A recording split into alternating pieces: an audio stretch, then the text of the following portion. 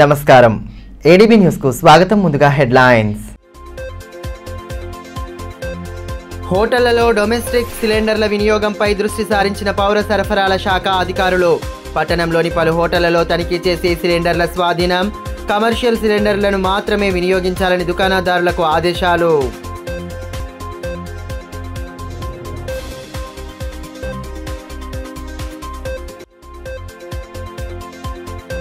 తెల్లవారుజామున పట్టణంలో భారీ దొంగతనం. పంజేషా కాలనీలోని ఓ ఇంట్లో తాళాలు పగలగొట్టి చొరబడిన దుండగులు దాదాపు 10 లక్షల విలువైన సొత్తు పోయిందని బాధితుల ఆవేదన. సాక్ష్యాలను సేకరించి విచారణ ప్రారంభించిన పోలీసులు.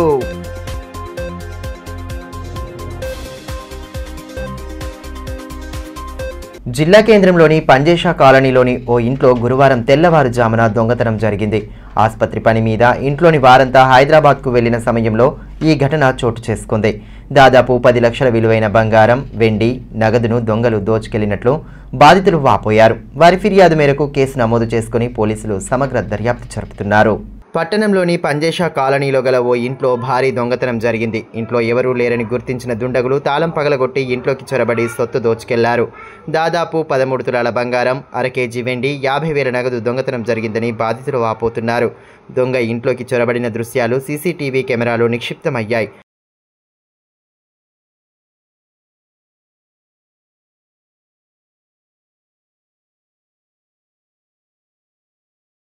అయితే విషయం తెలుసుకున్న పోలీసులు వెంటనే అక్కడికి చేరుకొని క్లూస్ టీం ద్వారా సాక్ష్యాలు సేకరించే పనిలో నిమగ్నమయ్యారు. బాధితురాలు సవిత తెలిపిన వివరాల ప్రకారం 3 రోజుల కిందట హైదరాబాద్కు ఆసుపత్రి పని మీద కుటుంబీకులు వెళ్లారు. గురువారం ఉదయం తిరిగి వచ్చి చూసేసరికి ఇంటి తాళం పగలగొట్టి ఉండడంతో పాటు ఇంట్లోని వస్తువులు చిందరవందరగా పడి ఉండడాన్ని గమనించారు. బెడ్రూమ్లోని బీరువాలో బట్టలు బయటపడవేసి ఉన్నాయి. దుండగులు ఇంట్లో ఉన్న 13 తులాల బంగారం, అర కేజీ వెండి, 50,000 రూపాయల నగదుతో పాటు 60 ఇంచుల సోనీ టీవీని ఎత్తుకెళ్లినట్లు గుర్తించారు. ఈ విషయం పోలీసులకు తెలియజేయడంతో వారు సంఘటనా స్థలానికి చేరుకుని విచారణ చేపట్టారు. బాధితురాలు సవిత ఫిర్యాదు మేరకు కేసు నమోదు చేసినట్లు 1 టౌన్ పోలీసులు తెలిపారు. అందరు దొంగలు పడ్డారంటే మా ఇంట్లో 13 తులాలు వెళ్ళింది, ఎండి పోయింది, డబ్బులు పోయినాయి, మస్తు ప్రాబ్లం అయిందండి. మొత్తం అంతా దింగం చేసి మొత్తం సారీస్ అన్నీ ఓపెన్ చేసి టీవీ పోయింది, క్యాష్ 50,000 దాకా పోయింది. మార్నింగ్ వచ్చినాము, వచ్చేసరికి లాక్ పగలగొట్టున్నది. పోలీస్ ఇన్ఫర్మేషన్ ఇచ్చామండి. కమర్షియల్ సిలిండర్లను వినియోగించాల్సిన హోటళ్లలో డొమెస్టిక్ సిలిండర్లను వినియోగిస్తే తగు చర్యలు తప్పవని పౌర సరఫరాల శాఖ అధికారులు స్పష్టం చేశారు. గురువారం పట్టణంలోని పలు దుకాణ సముదాయాలలో తనిఖీలు జరిపి డొమెస్టిక్ సిలిండర్లను స్వాధీనం చేసుకున్నారు. హోటళ్లు, ఇతర దుకాణ సముదాయాలలో గృహావసరాల కోసం వినియోగించే గ్యాస్ సిలిండర్లను వినియోగిస్తున్నారన్న ఫిర్యాదులకు పౌర సరఫరాల శాఖ అధికారులు స్పందించారు. పట్టణంలోని పలు హోటళ్లలో తనిఖీలు నిర్వహించి ఇంట్లో వినియోగించే సిలిండర్లను పలు చోట్ల వాడుతున్నారని గుర్తించి వాటిని స్వాధీనం చేసుకున్నారు. కమర్షియల్ సిలిండర్ల స్థానంలో డొమెస్టిక్ సిలిండర్లను వాడితే తగు చర్యలు తీసుకుంటామని స్పష్టం చేశారు. తనిఖీలలో డిఎస్ఓ జావిద్ అలీ, ఎన్ఫోర్స్మెంట్ డీటీలు బాబాసింగ్, నారాయణ, ప్రేమ్ నివాస్, మధుసూదన్, రామారావు, విశ్వనాథ్, యూడీఆర్ఐ రవీందర్ తదితరులు పాల్గొన్నారు.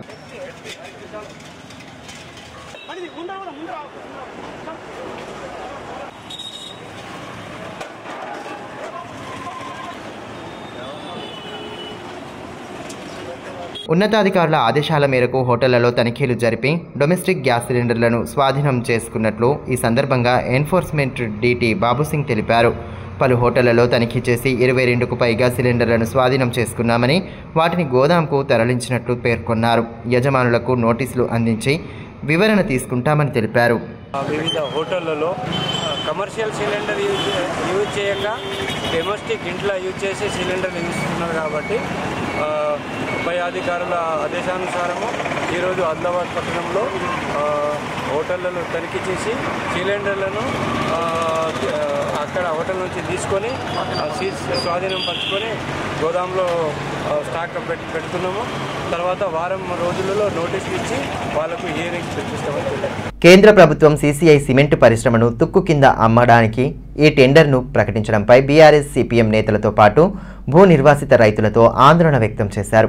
కేంద్ర, రాష్ట్ర ప్రభుత్వాలు వెంటనే స్పందించి టెండర్ను ఆపాలని డిమాండ్ చేస్తూ నిరసన నినాదాలు చేశారు. ఈ మేరకు నాయకులు విజయగిరి నారాయణ, దర్శనాల మల్లేష్లు మాట్లాడుతూ సీసీఐ పరిశ్రమలో 100 సంవత్సరాలకు సరిపడా ముడి సరుకు ఉందని, పరిశ్రమ పునరుద్ధరణ కోసం అనేక మార్లు కేంద్రాన్ని సంప్రదించినా ఫలితం లేదన్నారు. గత బీఆర్ఎస్ ప్రభుత్వ హయాంలోనూ సీసీఐ పునరుద్ధరణపై కేంద్రానికి అనేక మార్లు విన్నవించినా స్పందించలేదన్నారు. సీసీఐ పైన హామీలు ఇచ్చి ఎంపీ, ఎమ్మెల్యేగా గెలిచిన బీజేపీ నేతలు ఆ విషయాన్ని మర్చిపోయారని అన్నారు. ఈ టెండర్ను నిలిపివేయని పక్షంలో పోరాటాలు ఉధృతం చేస్తామని హెచ్చరించారు. ధర్నాలో నాయకులు రోకండ్ల రమేష్, మెట్టు ప్రహ్లాద్, నవతే శ్రీనివాస్, ఉదయ్ కిరణ్, బట్టు సంతోష్, బండి దత్తాత్రి తదితరులు పాల్గొన్నారు.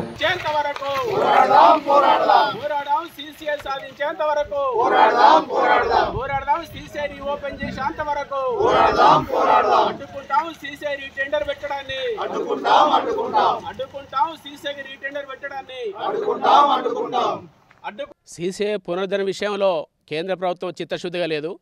ఎందుకంటే ఇక్కడ ఉన్నటువంటి ఒక చిన్న విషయమే చెప్తా.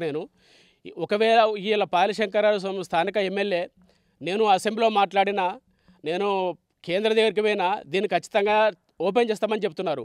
ఒక చిన్న లాజిక్ చెప్తాను. ఇక్కడ ఉన్నటువంటి సీసీఐ క్వార్టర్లో 20-30 కుటుంబాలు, వాళ్ళను బలవంతంగా ఎల్లగొట్టడం కోసం కరెంటు కట్ చేసిండ్రు. కరెంటు వేసి నీళ్లు లేక, విద్యుత్ లేక పాపం వేసవి కాలంలో వాళ్ళు అనేక ఇబ్బందులు పడి చివరికి ఇక్కడ నుంచి వెళ్ళిపోయినారు. అంటే పక్షులను ఎల్లగొట్టినారు. ఆనాడు వాళ్ళు మీ దగ్గరికి వచ్చి మొరబెట్టుకుని మీరు పట్టించుకోలేదు. అంటే కేవలం దీన్ని అమ్ముకునే ప్రయత్నాలు తప్ప ఏం లేదు. గతంలో ఉద్యమ కాలంలో ఉద్యమ పోరాటాల ద్వారానే ఈ టెండర్ మేము అడ్డుకున్నాము. ఇప్పుడు కూడా మేము అధికారంలో ఉన్నాము, మేము ఏమైనా చేస్తామంటే మీ ఆటలు సాగవు. ఖచ్చితంగా సీసీఐ సాధన కమిటీ, ప్రజా సంఘాలు, అన్ని రాజకీయ పార్టీలు ఐక్య ఉద్యమాన్ని మరొకసారి తీవ్రతరం చేస్తాం. ఈ టెండర్ను వెనక్కి తీసుకున్నంత వరకు, ఈ భూములు రైతులు దక్కేంత వరకు, లేదా ఈ పరిశ్రమ రీఓపెన్ అయ్యే వరకు అనేక ఉద్యమాలకు ముందుకొస్తామని చెప్పి మేము చెప్పాల్చుకున్నాం. రేణుకా సిమెంట్ ఫ్యాక్టరీ కోసం తమకు గిట్టుబాటు అయితే భూములు ఇవ్వడానికి ముందుకొస్తామని భూ నిర్వాసితులు స్పష్టం చేశారు. అధికారుల వైఖరికి నిరసనగా ఆదిలాబాద్ కలెక్టరేట్ ఎదుట గురువారం ఆందోళనకు దిగారు. అధికారులు ప్రభుత్వానికి వ్యతిరేకంగా నినాదాలతో హోరెత్తించారు. ఈ సందర్భంగా రైతుల పక్షాన తెలంగాణ వ్యవసాయ కార్మిక సంఘం జిల్లా నాయకులు లంకా రాఘవులు మాట్లాడుతూ, రామాయి శివారులో సిమెంట్ ఫ్యాక్టరీ కోసం ప్రభుత్వం భూములు సేకరిస్తోందని అన్నారు. నిర్వాసిత రైతులు అభిప్రాయాలను పరిగణలోకి తీసుకోకుండా, మార్కెట్ ధరకు అనుగుణంగా ధరను నిర్ణయించకుండా, భూములకు బదులు భూమి ఇస్తామని చెప్పకుండా బలవంతంగా భూములు లాక్కునే ప్రయత్నం జరుగుతోందని మండిపడ్డారు. ఈ చర్యను తీవ్రంగా ఖండిస్తున్నామని చెప్పారు.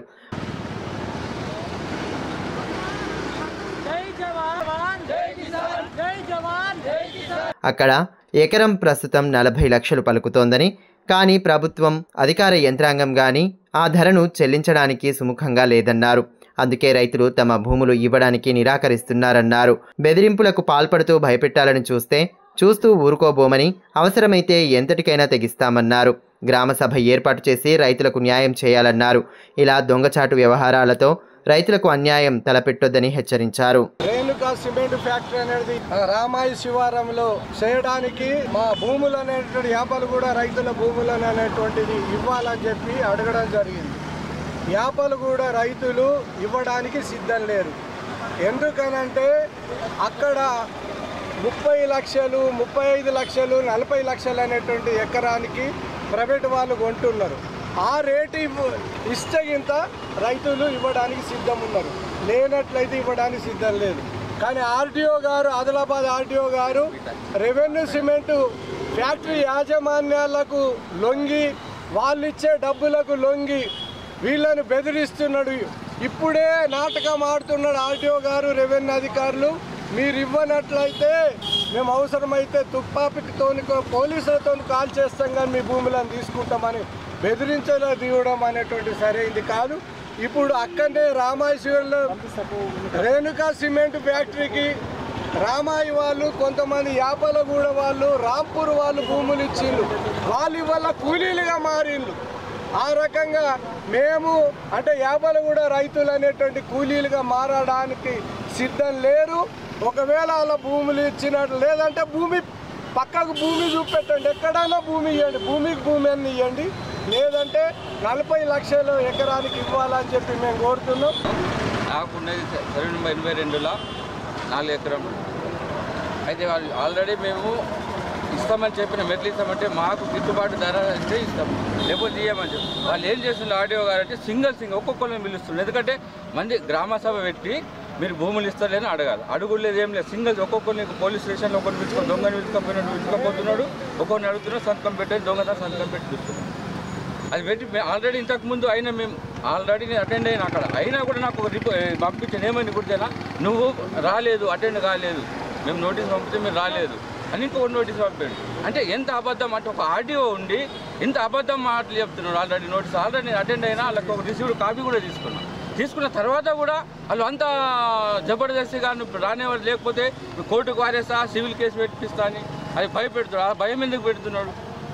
మేము రైతులమని నేను అదే వేరే వాళ్ళు ఉంటే మీకు ఎందుకు అంత భయపెడుతుంది? మీరు వచ్చి గ్రామసభ ఏర్పాటు చేసి పిలిపిల్ని మమ్మల్ని ఊరు చుట్టుపక్కల ఊరోళ్ళు వస్తారు, వచ్చి నాకు అడుగులు మరి ఇస్తలేరా భూములు అంటే మేము చెప్తాం. కానీ ఇదేమి దొంగ నాటకం లేక ఒక్కొక్కరిని దొంగ లేక పిలుచుకొని లోపల పిలిచి సంతకం పెట్టు అంటే అందరినీ పిలిచాను. అదే మేము కోరిక మేము ఇవ్వడానికి ఇస్తాం, కానీ మాకు గిట్టుబాటు ధర ఇస్తాం, లేకపోతే భూములు ఇవ్వమని.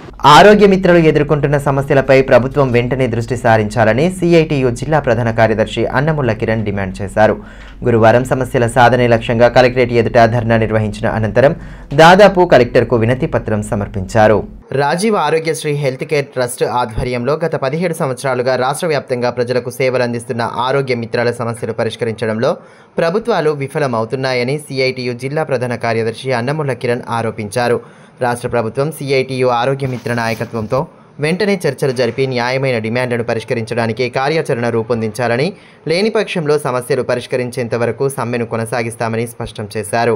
ఈ మేరకు గురువారం కలెక్టరేట్ కార్యాలయం ఎదుట నిరసన తెలియజేసిన అనంతరం అదనపు కలెక్టర్కు వినతి పత్రం సమర్పించారు. ఈ సందర్భంగా అన్నముల కిరణ్ మాట్లాడుతూ ప్రజలకు వైద్య ఆరోగ్య సేవలు అందిస్తున్న ఆరోగ్య మిత్రులకు కనీస వేతనాలు, ఉద్యోగ భద్రత లేక అనేక ఇబ్బందులు పడుతున్నారని అన్నారు. సమస్యలను పరిష్కరించాలని అనేక సందర్భాల్లో రాష్ట్ర ప్రభుత్వం దృష్టికి, అధికారుల దృష్టికి తీసుకెళ్లినా స్పందన లేదన్నారు. ఇప్పటికైనా ఆరోగ్య మిత్రుల న్యాయమైన డిమాండ్లను పరిష్కరించే దిశగా కార్యాచరణ రూపొందించాలని డిమాండ్ చేశారు. లేని పక్షంలో సమ్మెను మరింత ఉధృతం చేస్తామని హెచ్చరించారు. 17 సంవత్సరాలుగా రాష్ట్ర వ్యాప్తంగా సేవలు అందిస్తున్న ఆరోగ్య మిత్రుల సమస్యలను గుర్తించి పరిష్కరించడంలో రాష్ట్ర ప్రభుత్వాలు దారుణంగా విఫలమవుతున్నాయి. గత 6 నెలల కాలంలో అనేక సందర్భాల్లో రాష్ట్ర ప్రభుత్వం దృష్టికి, అధికారుల దృష్టికి, సిఇఓ దృష్టికి కూడా అనేక రూపాలలో సమస్యల్ని తీసుకెళ్లి మా సమస్యలను పరిష్కరించమని అనేక దశల వారీగా మేము పోరాటాలు చేస్తూ ఉన్నా కూడా రాష్ట్ర ప్రభుత్వం ఆ సమస్యల్ని పరిష్కరించడం లేదు. అందుకే గత 2 రోజులుగా మేము తెలంగాణ రాష్ట్ర వ్యాప్తంగా సమ్మె బాట పట్టాము. ఇక్కడైనా రాష్ట్ర ప్రభుత్వం ఆరోగ్య మిత్రుల సమస్యలను పరిష్కరించే దిశగా కార్యాచరణ రూపొందించాలి. ఆరోగ్య మిత్రులందరినీ డేటా ప్రాసెసింగ్ ఆఫీసర్లుగా గుర్తించాలి. టీఏడిఏలు ప్రభుత్వమే చెల్లించాలి. అదేవిధంగా ప్రభుత్వ ఉద్యోగులుగా గుర్తిస్తూ మా అందరికీ హెల్త్ కార్డులను, అదేవిధంగా ఐడి కార్డులను ఇవ్వాలని చెప్పేసి మేము కోరుతా ఉన్నాం. పట్టణంలోని టీఎన్జిఓస్ భవనంలో క్రైస్తవ మత గ్రంథాల పుస్తక ప్రదర్శనను గురువారం ఏర్పాటు చేశారు. మత పెద్దలు కార్యక్రమ అతిథుల ప్రత్యేక ప్రార్థనల అనంతరం ప్రదర్శనను ప్రారంభించి పుస్తకాలను పరిశీలించారు. ఈ నెల 23వ తేదీ వరకు పుస్తక ప్రదర్శన అందుబాటులో ఉంటుందని నిర్వాహకులు తెలిపారు. క్రైస్తత్వం గురించి తెలుసుకోవడానికి పుస్తక ప్రదర్శన వంటి కార్యక్రమాలు ఉపయోగపడతాయని CSI saint Peter's church presbyter incharge reverend V Samuel అన్నారు. బ్యూటిఫుల్ బుక్ సెంటర్ వారి ఆధ్వర్యంలో స్థానిక టీఎన్జిఓస్ భవనంలో క్రైస్తవ మత గ్రంథాల పుస్తక ప్రదర్శనను గురువారం ఏర్పాటు చేశారు. ప్రత్యేక ప్రార్థనలు చేసి ప్రదర్శనను ప్రారంభించిన అనంతరం పుస్తకాలను పరిశీలించారు. ఈ కార్యక్రమంలో యునైటెడ్ ఫాదర్స్ ఫెలోషిప్ అధ్యక్షుడు రాకేష్ తదితరులు పాల్గొన్నారు. క్రైస్తత్వం గురించి బైబిల్లోని సారాంశాలను తెలియజేస్తూ ఎంతోమంది రచించిన పుస్తకాలు ఇక్కడ ప్రదర్శనలో ఉన్నాయని CSI saint Peter's church presbyter incharge reverend V Samuel అన్నారు. బైబిల్తో పాటు ఇతర రకాల పుస్తకాలు కూడా అందుబాటులో ఉంచారని, ఈ నెల 23వ తేదీ వరకు ప్రదర్శన ఉంటుందని తెలిపారు. బుక్ స్టాల్ను లేదా ఈ బుక్ ఫేర్ను ప్రారంభించడం ఇది దేవుని యొక్క కృప, దేవుని ఆశీర్వాదం కలుస్తూ మరి దీన్ని బట్టి దేవునికి వందనాలు చెల్లిస్తూ ఇది చాలా ఇక్కడ నుండి మన దేశం అంతటా వేరే దేశాలకు కూడా మీరు విస్తరిస్తూ ఉంటున్నారు కనుక మన భాగ్యం ఏంటంటే ఆదిలాబాద్ పట్టణంలో మొట్టమొదటిసారి ఇలాంటి కార్యక్రమం నిర్వహించి సంతోషం చప్పట్లు వారికి. నల్ జల్మిత్ర పథకం ద్వారా నీటి సమస్యల పరిష్కారానికి గ్రామ నీటి సహాయకులను నియమించుకోవాలని మిషన్ భగీరథ ఇంజనీర్ ప్రశాంత్ సూచించారు. తలమడుగు మండల కేంద్రంలోని ఎంపీడీఓ కార్యాలయంలో గురువారం పంచాయతీ కార్యదర్శులతో ఏర్పాటు చేసిన ప్రత్యేక సమావేశంలో ఆయన పాల్గొన్నారు. కేంద్ర ప్రభుత్వం ప్రత్యేకంగా గ్రామ పంచాయతీలలో తలెత్తే నీటి సమస్యలను దృష్టిలో ఉంచుకొని నల్ జల్ మిత్ర పథకాన్ని అమలు చేస్తోందన్నారు. క్షేత్రస్థాయిలో తలెత్తే సమస్యల పరిష్కారానికి గాను సహాయకులను ఏర్పాటు చేసుకోవాలని సూచించారు. ఎంపికైన అభ్యర్థులకు 4 రోజుల పాటు మండల కేంద్రంలో శిక్షణ ఉంటుందని తెలిపారు. ఈ కార్యక్రమంలో ఎంపీడీఓ శేఖర్, పంచాయతీ కార్యదర్శి అనిల్ రెడ్డి, నగేష్ తదితరులు పాల్గొన్నారు. ఇందులో భాగంగా నల్ జల్ మిత్ర అనే ప్రోగ్రాంలో మనము ఒక్కొక్క గ్రామ పంచాయతీకి గ్రామ మంచినీటి సహాయకుడుని ఏర్పాటు చేసుకోవడం జరుగుతుంది. దీనికి మనకి 4 days మండల హెడ్ క్వార్టర్స్లో ట్రైనింగ్ ఇవ్వడం జరుగుతుంది. దీంట్లో హ్యాండ్ పంప్ రిపేర్స్ మరియు motor repairs, pipe line repairs మరియు వాటర్ క్వాలిటీ అవేర్నెస్ కోసం ట్రైనింగ్ ఉంటుంది. ఇది 23rd నుంచి స్టార్ట్ అవుతుంది. ఫర్దర్గా మన మండలంలో 4 days తర్వాత ఈ ప్రోగ్రామ్ అనేది స్టార్ట్ అవుతుంది. ఈ లోపల మనము ఒక్కొక్క విలేజ్కి సంబంధించి గ్రామ మంచినీటి సహాయకుడిని సెలెక్ట్ చేసుకోవడం జరుగుతుంది. లోక్సభ ప్రతిపక్ష నాయకులు ఎంపీ రాహుల్ గాంధీపై బీజేపీతో పార్టీ మిత్రపక్ష నేతలు చేస్తున్న అనుచిత వ్యాఖ్యలకు నిరసనగా కాంగ్రెస్ నేతలు ఆందోళన తెలిపారు. ఉట్నూరు మండల కేంద్రంలోని ఐబీ చౌక్ వద్ద సంజయ్ గైక్వాడ్ దిష్టిబొమ్మను నాయకులు దగ్ధం చేసి నిరసన తెలిపారు. ధర్నాలో ఖానాపూర్ ఎమ్మెల్యే విడమ బుజ్జు పటేల్, నాయకురాలు ఆత్రం సుగుణతో పాటు కిసాన్ కాంగ్రెస్ తెలంగాణ రాష్ట్ర ప్రధాన కార్యదర్శి బోరంచు శ్రీకాంత్ రెడ్డి తదితరులు పాల్గొన్నారు. రాహుల్ గాంధీ రిజర్వేషన్లపై చేసిన వ్యాఖ్యలను తప్పుగా వక్రీకరిస్తున్నారని ఈ సందర్భంగా ఎమ్మెల్యే బొజ్జు పటేల్ అన్నారు. ప్రజల్లో రాహుల్ గాంధీకి పెరుగుతున్న ఆదరణను తట్టుకోలేకపోతున్న బీజేపీ నేతలు వరుసగా ఆయనపై బురద జల్లే వ్యాఖ్యలను చేస్తూ ప్రజలను తప్పుదోవ పట్టిస్తున్నారని అన్నారు. కేంద్ర మంత్రి రవనీత్ సింగ్ బిట్టు, బీజేపీ నేత తర్వీందర్ సింగ్ మార్వా, మహారాష్ట్ర షిండే గ్రూప్ శివసేన ఎమ్మెల్యే సంజయ్ గైక్వాడ్ చేసిన అనుచిత వ్యాఖ్యలు ప్రజాస్వామ్యంలో సభ్య సమాజం తలదించుకునేలా ఉన్నాయని, ఇలాంటి వ్యాఖ్యలు చేసిన వారిపై తక్షణమే చర్యలు తీసుకుని కఠినంగా శిక్షించాలని డిమాండ్ చేశారు.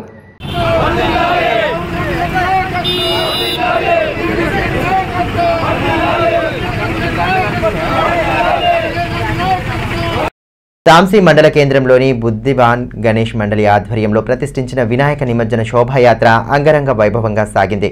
13వ రోజున వినాయక నిమజ్జన శోభాయాత్రను నిర్వహించగా భక్తులు ఉత్సాహంగా పాల్గొన్నారు.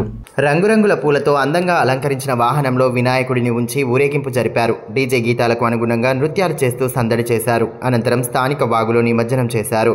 వినాయకుడి కృపా కటాక్షాలతో ప్రజలంతా సుభిక్షంగా జీవించాలని ఆకాంక్షించారు. వేడుకల్లో రవితేజ, సాయి కిరణ్, మల్లికార్జున్, ఉదయ్ కిరణ్, శ్రీకాంత్ తదితరులు పాల్గొన్నారు.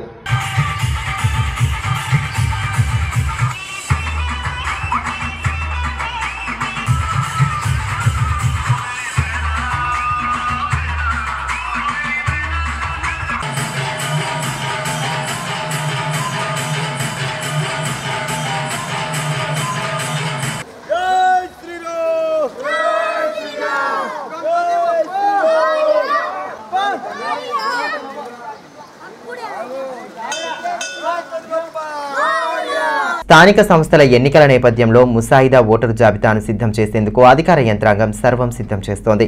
ఈ నేపథ్యంలో ఆయా పార్టీల నేతలతో ప్రత్యేకంగా సమావేశాలు నిర్వహిస్తూ వారి అభిప్రాయాలను స్వీకరిస్తున్నారు. ఇందులో భాగంగానే గురువారం తలమడుగు మండల కేంద్రంలో ఏర్పాటు చేసిన సమావేశంలో ఎంపీడీఓ శేఖర్తో పాటు వివిధ పార్టీల నేతలు పాల్గొనగా వారి అభిప్రాయాలను అధికారులు నమోదు చేసుకున్నారు. ఓటరు జాబితాలో తలెత్తే వివిధ సమస్యలను నేతలు అధికారుల దృష్టికి తీసుకువచ్చారు. నేతలు ప్రస్తావించిన అంశాలను ఉన్నతాధికారులకు నివేదిస్తామని ఈ సందర్భంగా ఎంపీడీఓ తెలిపారు. మండల్లో ఆల్ పార్టీస్ మీటింగ్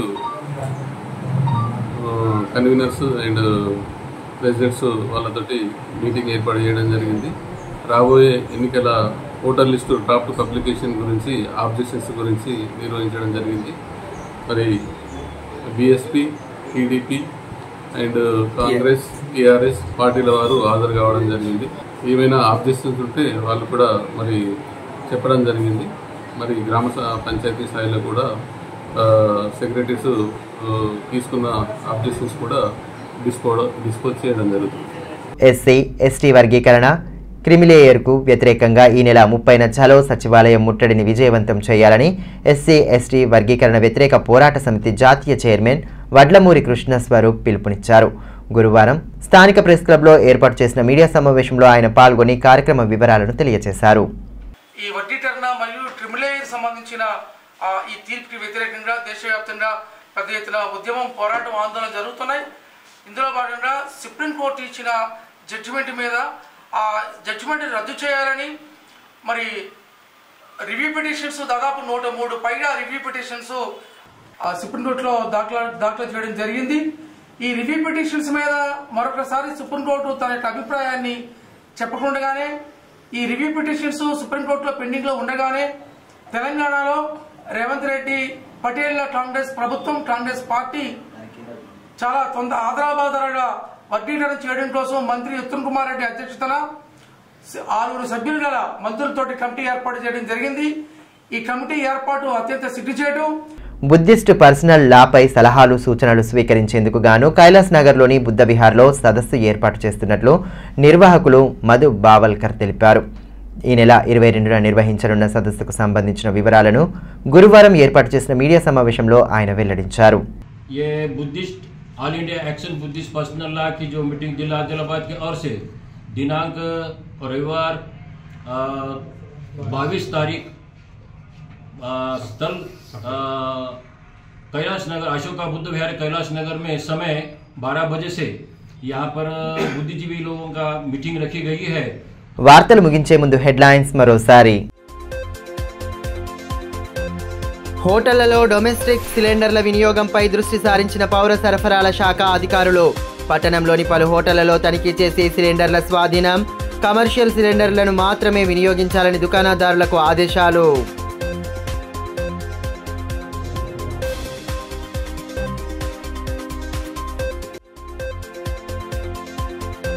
తెల్లవారుజామున పట్టణంలో భారీ దొంగతనం. పంజేషా కాలనీలోని ఓ ఇంట్లో తాళాలు పగలగొట్టి చొరబడిన దుండగులు. దాదాపు 10 లక్షల విలువైన సొత్తు పోయిందని బాధితుల ఆవేదన. సాక్ష్యాలను సేకరించి విచారణ ప్రారంభించిన పోలీసులు.